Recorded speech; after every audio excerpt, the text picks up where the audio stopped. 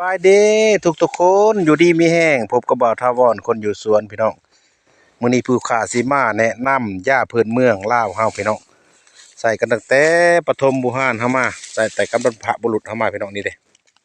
ต้นข้าวจีเด้อพี่น้องเด้อนี่เด้อมาข้าวจีเด้อนี่เด้อนี่เพิ่นสิเกิดอยู่น้ำโคกน้ำดงน้ำโคกเด้อพี่น้องเด้อโคกปลาไม้จิกไม้หั่งไม้กุ้งไม้ชาดไม้เสือกนี่แหละนี่เด้ปลาไม้เผ็กนี่แหละต้นข้าวจีเด้อพี่น้องเด้อนี่แหละสรรพคุณคุณประโยชน์เพิ่นก็ดีหลายอย่างเด้อพี่น้องเด้อถ้าผู้ใดเป็นบาดเป็นแผลไผไหม้น้ำร้อนลวกเอาใบเพิ่นนี่แหละมาตำเด้อพี่น้องเด้อมาตำแล้วเอาน้ำใส่น้อยหนึ่งมาทามาปกไว้เอาแพร่มัดแพร่ขาวมัดไว้พรมไว้เด้อสิเฮ็ดให้แผลเฮาดีเด้อพี่น้องเด้อ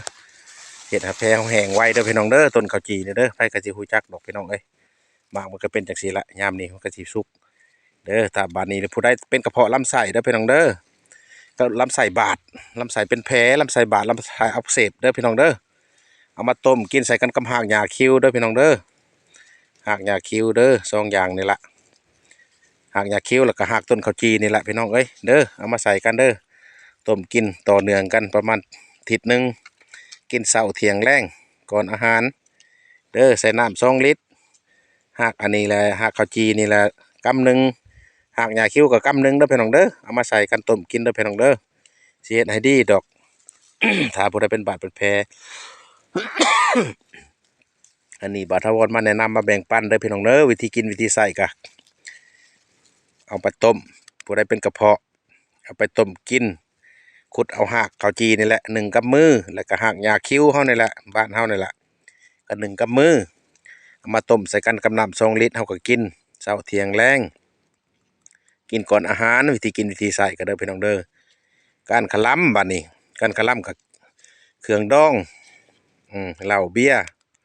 เครื่องดองเผ็ดเข้มหั่นละก็บ่ให้กินเผ็ดเข้มแห้งหลายเผ็ดก็บ่ให้เผ็ดหลายเด้อพี่น้องเด้อขะลำน้ำใดบ่แม่นว่าสิมีหากหญ้าแล้วสิกินบ่ขะลำบ่ได้เด้อพี่น้องเอ้ยเด้อจังได๋เพิ่นว่าหากหญ้าบ่ดี สิมาติหากหยงหากหญ้าบ่แม่นเด้อพี่น้องเด้อขะลำน้ำกินหากหญ้าพื้นเมืองลาวเฮาหรือว่าหญ้าอันใดก็หญ้าต้องขะลำนำพี่น้องต้องมีหลักเกณฑ์กฎ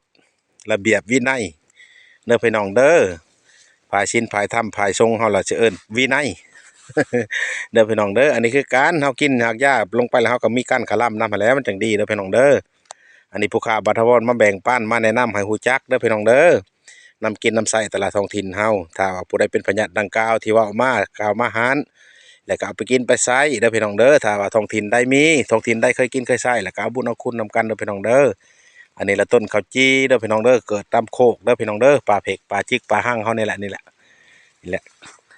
เอาไปกินไปใส่แล้วก็ให้ดีให้เศร้าให้สว่างให้เศร้าให้ดีไว้ว่าเด้อพี่น้องเด้ออย่าเจ็บอย่าจนกันร่ำรวยกันสาธุ